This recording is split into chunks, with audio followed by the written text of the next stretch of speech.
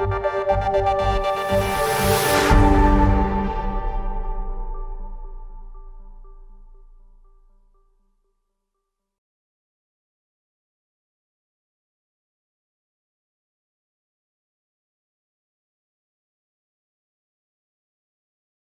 today's series of Docplexus KOL interviews, we have with us Dr. John Wynn Jones, who has been a rural GP in Wales for over 30 years.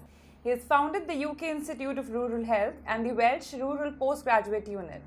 In 1997, he was instrumental in creating the European Rural and Isolated Practitioners Association and remained its president until 2012. Under his presidency, the network grew in stature and influence and represents rural practitioners across the continent. Sir, we're pleased to have you with us. Thank you very much. So, sir, can you shed some light on the challenges that rural healthcare is facing?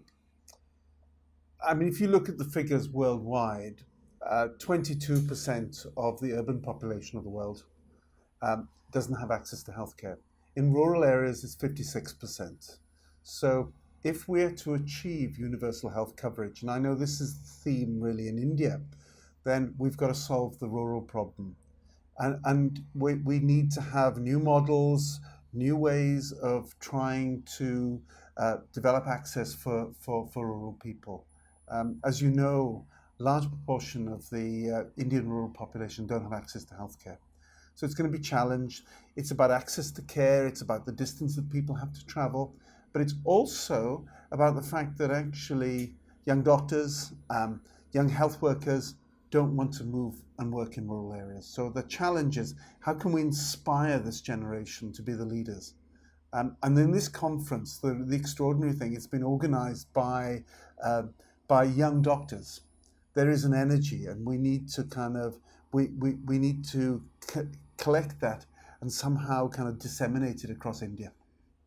So how do you think we can inspire more doctors to I think work in the it's rural making it areas? exciting. It's making it saying, look, this is a career option. You're going to make a difference. You play to people's altruism. We entered medicine because we wanted to help people. So it's about helping the people who actually need you. It's about making rural practice something exciting. You have a greater range of skills if you go into rural practice.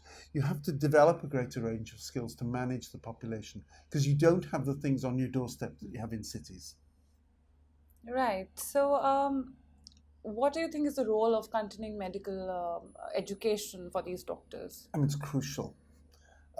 We know that there are three elements in the development of a rural doctor that actually contribute to recruitment into rural practice, and that's choose students that come from rural areas, give them plenty of rural experience during their training, and then give them training programs or diplomas or whatever you want to call it that are rural based. But also we need to keep the skills up of those people who have difficulty traveling.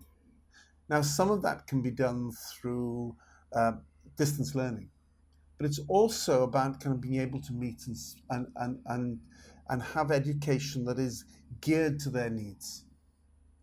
For urban doctor, you're probably not going to need access, a lot of teaching on emergency care, on managing obstetric problems. But if you're in the rural area, you do. So it's important that appropriately trained and we keep those skills up. Yeah, right.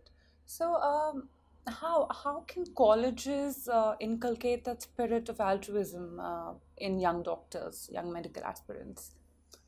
I know that part of the problem in India is that you have a wave of specialization that comes in. So we have to develop family medicine. Family medicine needs to be a central pillar of the Indian health system.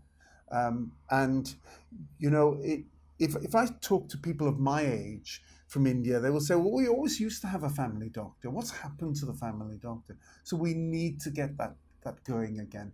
We need to make family medicine an important part. All the medical colleges, all the training colleges and the academies, they just need to actually ensure that one of the biggest specialization they have is family medicine. And family medicine is specializing in being generalist.